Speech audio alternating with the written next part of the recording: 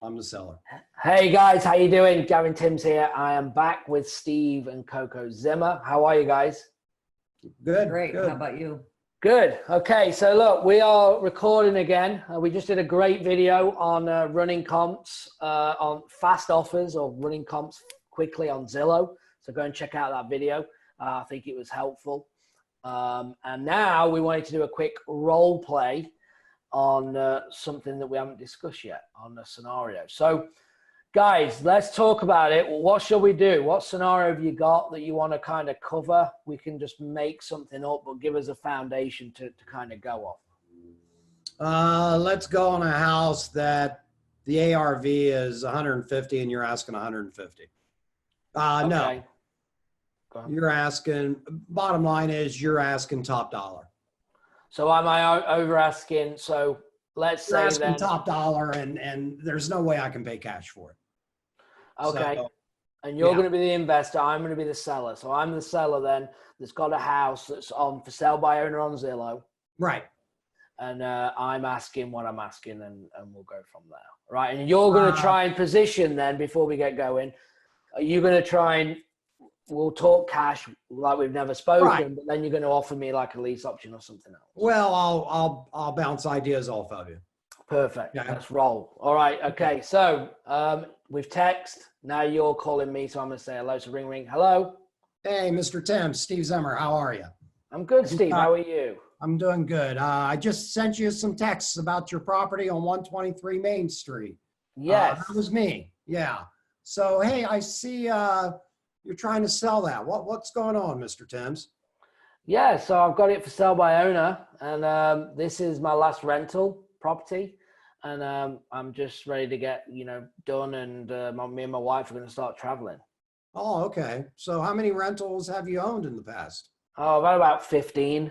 This is the last one. So I'm this is excited it, to get rid of it. Yeah. Oh, really? Why don't you think you can get rid of it? What's the problem? Is it a bad location? Is it in bad shape? No, I mean, have you seen the pictures? I glanced at them. Yeah, it didn't look bad. I mean, it looked like, it needed some work, but not a lot. No, yeah. I mean, it's just a little outdated, but I mean, I think I got it priced right. And I think I've only had it on for about 45 days and I think it's going to sell. How much is it? How much are you renting it for right now? I'm not renting it. It's empty. So it's just for sale by owner. I was renting it for about $950 a month. Did you have any problems getting renters in there? No, we'd sold. I mean, this one I probably had for 10 years, and we just got rid of them one by one when they came vacant. And this one was a good tenant. She'd been in there about 4 years, and she was the last one to go, and so I'm just selling it.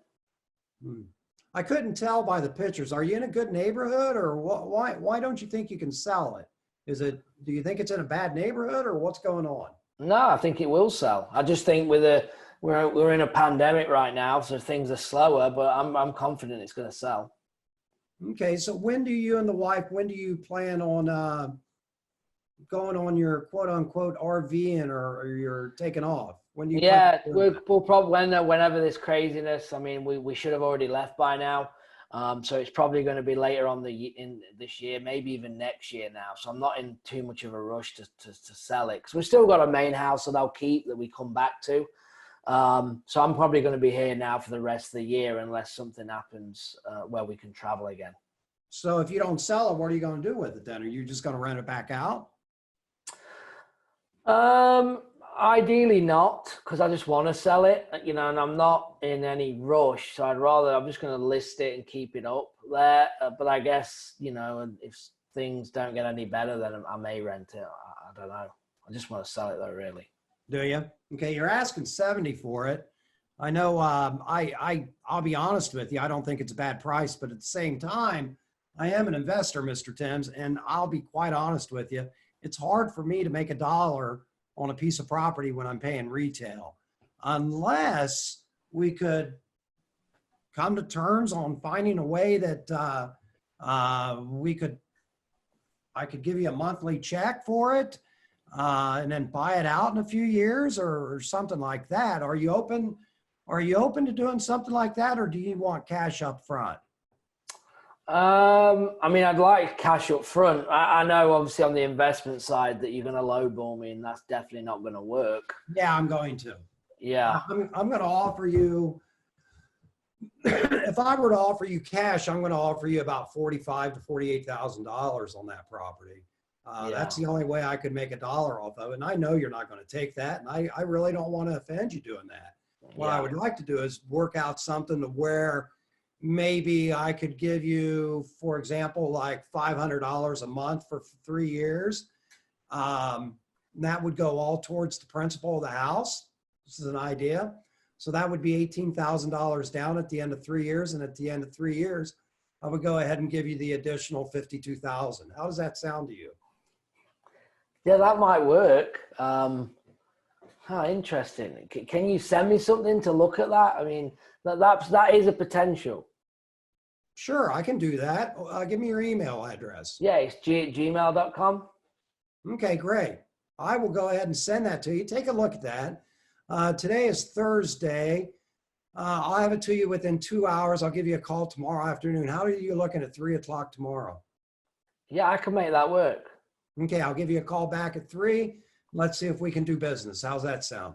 No, that sounds good, Steve. Thank you. All right. All right. We'll see you Awesome. then. Bye. Bye. Nailed it. Did I really? No problem. That was great. You've gone owner finance without bringing up owner finance.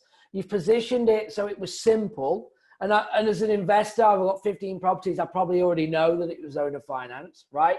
You could have said free and clear, but did you need to? Because I've had it 10 years. It's only worth 70,000. It's probably paid off anyway, right? So again, you assumed it is, and we'll figure that out. You didn't ask that question. You might have said, yeah, I imagine that you don't have a mortgage on it, right? Because for an owner finance, which is principal only, which is what you've offered me, right? And you never said anything about the down payment. All you said was $500 a month, okay? And you know it rents for $950, so you've got great cash flow. You said 3 years with a balloon payment at the end for the remainder. So you positioned it perfectly without saying, well, how much do you want down? To him to think, well, yeah, I want a lot down, because that would have been a mistake. You didn't do that. So you're offering it with no money down, with $500 a month, and that's where you're starting, principal only. And then the negotiation, when we get back on the phone, would start in terms of, well, Steve, I need some more money a month, or, you know, if we did this, I'd want some money down. And then the negotiation would start. Well, how much do you want down? And then that would be then part of closing the deal. But in terms of a one-off contract, the first contact made from a text message, it was perfect based on how I was acting with you. Okay. That's not going to be different every time. Obviously, I could have made that hard and said, no, absolutely no way. I'm not renting it. I just want to sell it. I want 70. This is a great area, you know, but you can't, every seller's going to be different. Right. You have to adapt from the conversation we're having. And we didn't prep this. We just rolled with it. Right. Yes. But the thing is what you've done there that's so impressive is that you've given me an owner finance offer, right? And you didn't even go into an owner finance. It's just like if you would have gone into, can I rent with the option to buy? You haven't gone lease option, lease purchase. It's kind of like you're not disguising it, because that makes it sound like you're misleading someone. You're simplifying it is what you're doing. Right. Because they'll be like, well, what's the lease option?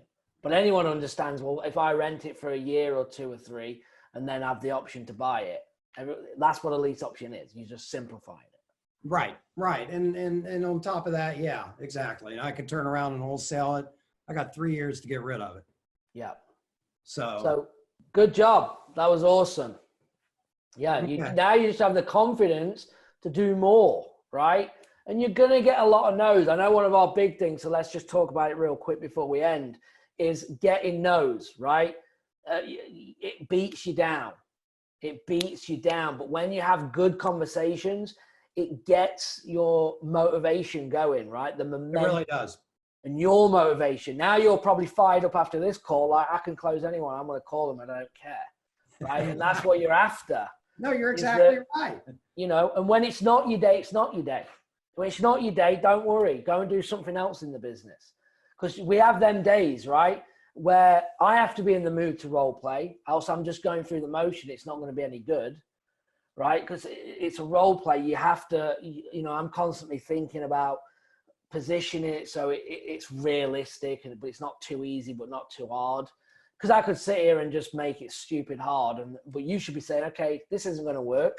Get off the phone and go on to the next, right?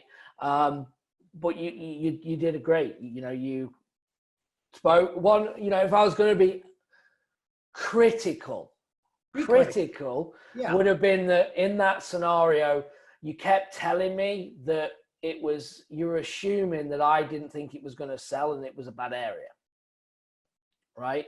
Yeah. You were assuming that's what I was thinking, but I hadn't actually said that. So I could have got on the offensive. It could have gone where I could go, no, this is a great area. What do you mean it's a bad area? Because that's what you're saying. that. I never said that. But I did prepare that by saying, I don't know the area. I did Yes. cover my butt on that one. Yeah, which is good. But you see how you're looking into that and say, well, yeah, I did say that, but I covered it by this. And that's exactly what I want you to be thinking, because you're showing me that the actions you're doing, you're in full control of what you're doing. Right? So Yes. I know where it's going. I know that you're saying things that you're trying to bait me to get me to do things. And then you're going to say, okay, right. He gave me that answer. Now I'm going to position it and I'm going to go this way. Right. And you're going to pivot throughout the conversation, depending on what you need. But it flowed. Okay. And it was good because you did an owner finance offer without making a massive deal about it. And if I would have said, no, Steve, I need more than that, or then it would have been a different conversation. But I was like, huh, interesting. Yeah, send me an offer. Let's look at it. Then I told him cash offer would offend you. 45,000. Exactly. Yeah. Exactly. And maybe when you said it would offend you, go, well, maybe I could do that. I might have said that. Because you never know, never assume he's going to be offended, right? Right. You might say, well, it's not that bad. I might be able to do that. If it doesn't sell here, Steve, I might call you back actually and take you up on that offer. That may have happened. So you have to, one of the biggest things in sales is you never, ever take your personal opinion into it. Never. Never assume just because, you know, you guys are not in a financial position where you're losing your house right now, tomorrow, right? So you go, why would anyone want to do this? Because that's one of the biggest mistakes investor makes, is because they bring their internal personal thought process into it. No. Not everyone thinks like you. Not everyone's in the same position as you, good or bad. So you have to dig in and find out what the why is and then make your decision accordingly. And the only way you're going to do that is get better. By doing more calls, you will get better at it. Right. Right. All right. I agree. Awesome. Well, I appreciate it, guys. That was well, we appreciate you, Gavin. We really do. great. Very much. You and Joe both. Yeah, you've done great. You know, you've done deals last year. You're doing deals this year. You got 3 contracts out right now. You know, and you're learning this virtual side that we just talked. You know, on another call about having a deal for $7,000, but that would never be the case in, you know, Columbus, for instance. Right. But then I said it's worth 7,000 in Columbus. It's worth 7,000 in Zanesville. It's worth 90,000 in Columbus, and San Francisco. It's worth 600,000. Exactly. So you have to look at the market and the numbers to bring up your offer, and you work it. The numbers don't lie. If people are buying at this price, I don't care if they want to sell it for 100,000 over. The fact of the matter is people are buying at this price. Right. That's right. And I busted my butt to sell that $7,000 house. Yeah. Well, I actually bought it for somebody who said they wanted it. I put it under contract, and then when push came to shove, they backed out. And I'm like, because I never worked that particular town because of this. Yeah. You just can't find buyers. It took me 2 months to get a buyer. Yeah. But then, you know, and that's good, because that's a massive learning curve. And especially right now with what's going on, we've got to find buyers first before you start pumping money into marketing. Find the buyers that are buying right now, because they're there. And once you have them and you have a strong foundation of 5 or 6 buyers that are all buying actively right now, ready to close, now you can go and spend your money on marketing and you'll move the properties to them.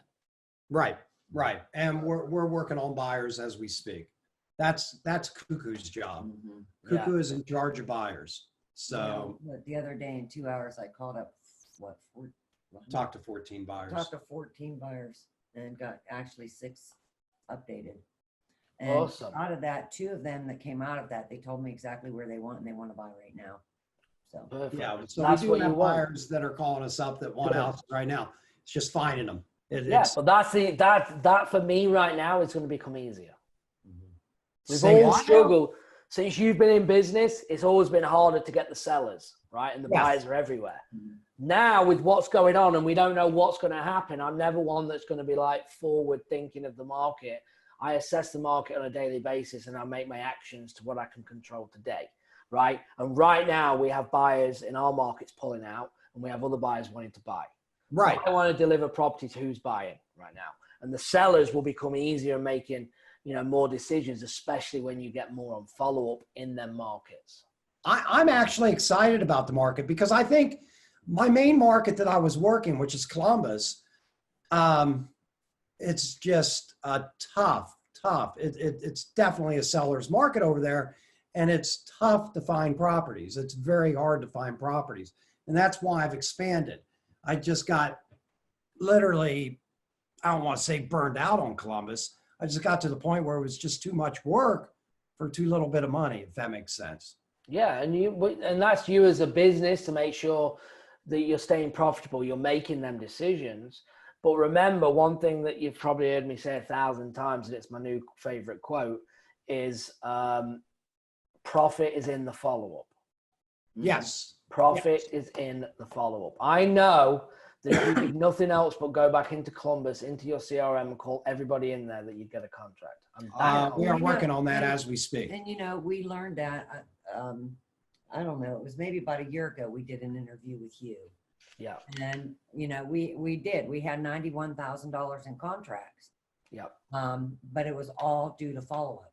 Yeah. And that's huge, 91,000 on follow-up, which is, and I say every time going on record, and the reason is one, it's the truth. I wish I could say 10% follow-up, 90% new. That'd be amazing, right? To get marketing out and you close in straight away, but it ain't reality. No, it's not. And that's why the system's important. That's why the consistency is important. And you're following up on old leads. As soon as for us, they're getting 2-3 months old, you just continue to close. Plus the new stuff that you'll grab as it comes as well. Right. Okay. And we're also going to do, and I know this sounds stupid, but we're also going to cruise neighborhoods in our new areas. We're going to go down to like Dayton. I've got an area in Dayton, Beaver Creek area, which is a nice area. Yeah. We're going to hit that area through the car and we got a bunch of flyers. We're just going to stick them indoors. I know we should have somebody doing it for us, but at the same time, and sometimes you feel like you're a prisoner in your own office when you Yeah, well, and right now I'm with you. I would normally be telling you, you're not doing that. That's ridiculous. Right. But right now, we're all stuck in the house, right? So Exactly. a little drive ain't gonna hurt anyone. So I got 7 girlfriends that I can't even get together with now because we're all locked up, He always wants what he can't have. I don't know how you deal with him, Coco. I really don't. You're a saint. Right. Well, look, awesome. I appreciate you both. Hopefully this helped. I'm sure people are going to get a ton of, a ton of value out of it. Zillow helped me out immensely. Yeah, well, we're happy to help, and because we get a lot out of it too. Awesome. No, I appreciate you guys. Thank you so much. Peace, mate. Have a good one. Bye-bye.